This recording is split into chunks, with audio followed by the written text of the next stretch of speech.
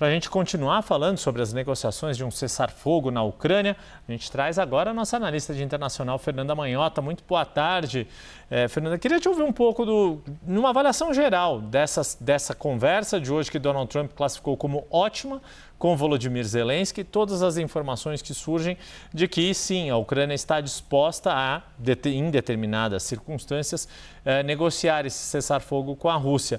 É possível ter um pouco mais de plausibilidade desse acordo sair? É possível que nós acreditemos que este acordo de cessar-fogo de fato possa pôr fim a este conflito de mais de 3 anos?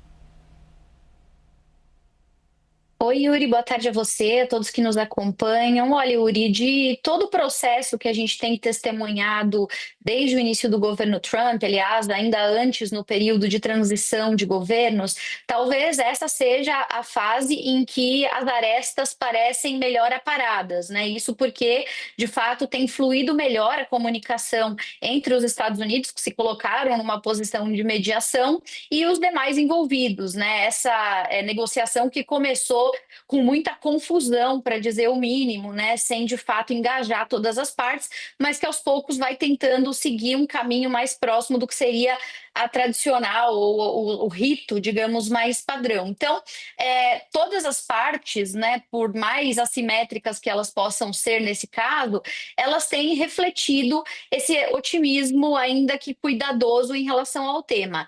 Essa palavra que eu usei, assimétrica, talvez seja a palavra-chave nessa negociação. A gente está falando, claro, de Estados Unidos tentando colocar na mesa, né, Rússia e Ucrânia, num contexto em que nós sabemos esses países têm uma diferença profunda em relação às suas capacidades no próprio conflito. A gente sabe que a Ucrânia tem resistido nesse processo, né, de intervenção da Rússia, sobretudo por conta das alianças que ela possui com a Europa e Estados Unidos. Inclusive, nessa conversa de hoje, a demanda do presidente Zelensky foi que, para dar sobrevida à Ucrânia nesse contexto, nesse conflito, ele precisaria tanto dos mísseis Javelin, né, que foram autorizados a serem enviados pelo presidente Trump. Foi uma sinalização, um aceno de boa vontade dos Estados Unidos, que têm sido mais reticentes no envio de armas para a Ucrânia, quanto também do sistema Patriot. Nesse caso, o presidente Trump evitou colocar a infraestrutura de guerra dos Estados Unidos à disposição, mas disse que ia tentar intermediar esse diálogo com os parceiros europeus. Então, existe, digamos, né, uma boa vontade sendo construída num contexto em que a própria Ucrânia reconhece que ela está numa posição de desvantagem. São duas potências nucleares que estão discutindo o encaminhamento dessa guerra, e de um lado eles têm um aliado que não é dos mais confiáveis, dos Estados Unidos, porque até outro dia os americanos estavam, de alguma maneira, ameaçando interromper esse fluxo de cooperação. Então, eles são o elo mais frágil. Nesse sentido, o resultado da conversa com Putin e agora da conversa com Zelensky mostra que, de certa maneira, os russos estão dispostos a fazer concessões mais limitadas do que os ucranianos.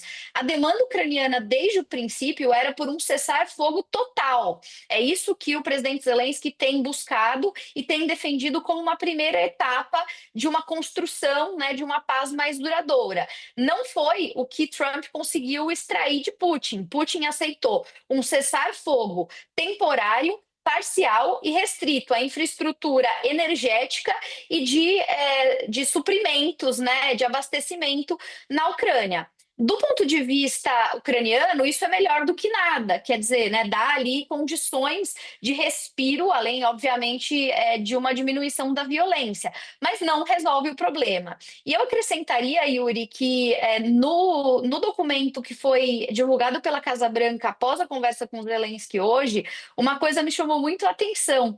O presidente Trump está usando o argumento de que os ucranianos poderiam confiar a gestão dessa infraestrutura energética a forças americanas. Os americanos, então, entrariam como parceiros nessa provisão de recursos, o que me parece uma tentativa do governo Trump de condicionar, digamos, esse apoio continuado a benefícios no campo dos negócios, não só dos minerais críticos, mas também na questão energética. Isso tem sido falado pouco aqui no Brasil, mas é muito importante que apareceu no documento. Sem dúvida alguma, né? E aí a grande dúvida, né, Débora e Fernanda, se Zelensky confiaria algo tão importante estratégico para a Ucrânia nas mãos do país com quem ele teve, né, do atual governante com quem ele teve toda essa situação. Muito obrigado, Fernanda Manhota,